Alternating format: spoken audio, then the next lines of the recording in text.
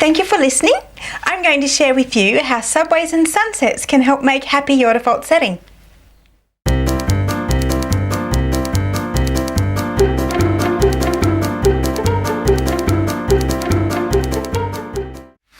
Hi, I'm Vicki Hadfield, a happiness ambassador, personal trainer and motivator, creator of The Healthy Life Habit and SupportiveSpouses.com. So, subways and sunsets. I love sunsets and I rather enjoy Subway sandwiches as well. So what do they have to do with making happy your default setting? Well, Richard and I, we love to go walking and we both love sunsets as well. Anyway, so we thought, oh, okay, it's about sunset time, it's springtime here in Australia, let's go for a little walk. So off we go, we're walking for about half an hour. And we're actually down at the town that we live in, down at the street.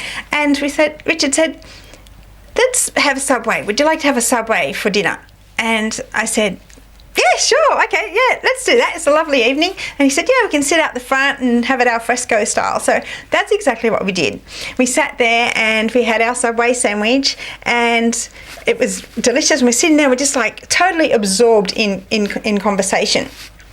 And you know that absorption where it's like the whole world is shut out. It was such a beautiful afternoon/evening, and you know, obviously the sunset was happening at the same time, but we were totally unaware. We were totally absorbed and involved with one another, which is fabulous. So absolutely present.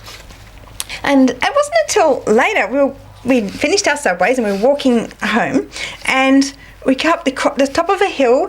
And we look out and we can see the vibrant orange just peeping down over the crest of the horizon. And so, in other words, we had just missed the sunset, and it would have been amazing. We could tell from the bright, vibrant colours that were still actually on the horizon. And I thought, wow, you know, Richard and I were so absorbed in one another, having our conversation over our Subway sandwich, that we hadn't even realised that there was a beautiful sunset happening just over the hill from us. And ordinarily I might have been distracted and thinking, oh gosh, we're having this Subway sandwich but we're missing the sunset, and I'd love to get photos of the sunset.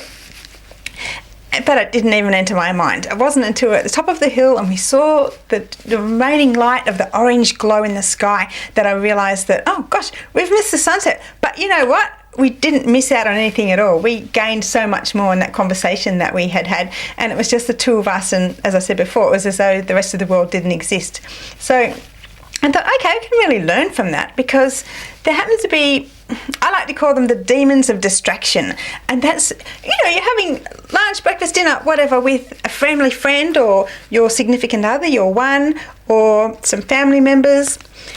And sometimes you can be there and thinking, you know, oh gosh, I must remember to get that from the grocery store, that sort of thing. Make a little grocery list while you're having conversation.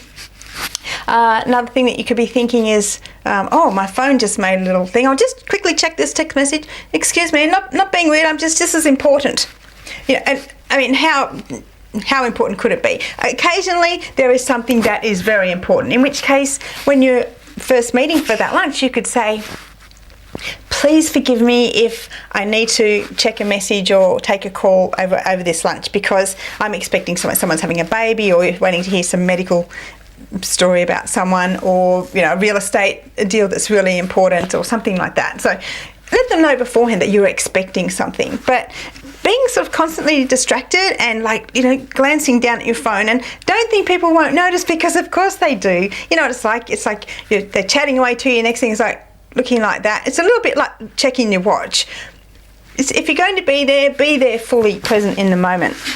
So what I learned, so from the sunset scenario, was that, gosh, oftentimes I would have been perhaps sitting there with Richard thinking, oh, you know, we're missing the sunset, maybe we should go. Either that, or another common demon of distraction is selfies. I mean, I love to do it, and I do as many as anyone, but I've noticed that with Richard and I actually don't have a multitude of selfies with the two of us. And I think this is because it's so easy to be totally involved when I'm having a conversation with him, fully present. And sometimes you can be like having lunch with someone, and so you're thinking, oh, we better get a selfie so that we can put it on Facebook or, Instagram, social media, and, the world can see that we're having this great time together, which is a wonderful thing to do, and it helps you to remind you of the good time that you've had together. But sometimes it can be a bit of a demon of distraction, because rather than being totally involved and present in the moment of having that lunch, breakfast, whatever, with that close friend, someone who's close to you, you're distracted by thinking, oh, we better get a selfie. So just, I guess, try and be aware of that. So another demon of distraction is actually something that you can help the person that you're, for example, having lunch with.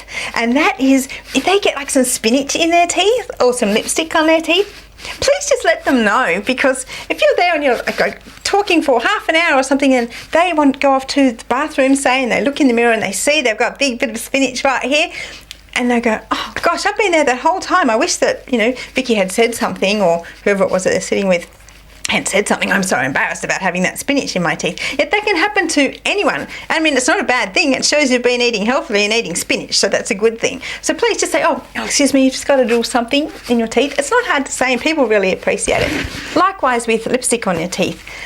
Women, you just go, oh, sorry, just need to go like that, a little bit of lippy. People don't mind at all. Just be considerate and let people know if you notice something about them that they would like to know about.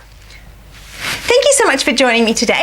I hope that you have gotten some value from that, and please feel free to share this with your friends. I'd really appreciate it, and hopefully they may learn something from that as well. So if you would like to find out some more information about what I would like to teach you, then I have a few different courses available.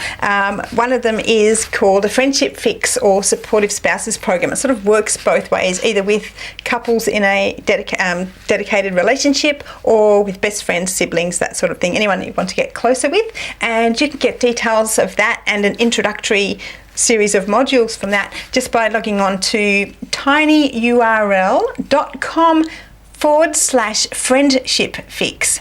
So that's tinyurl.com/friendship fix. So it's all one word. And so if you go to there, then I'll happily send you out some modules, and you can work on those with someone who's close to you. And it really does boost the relationship.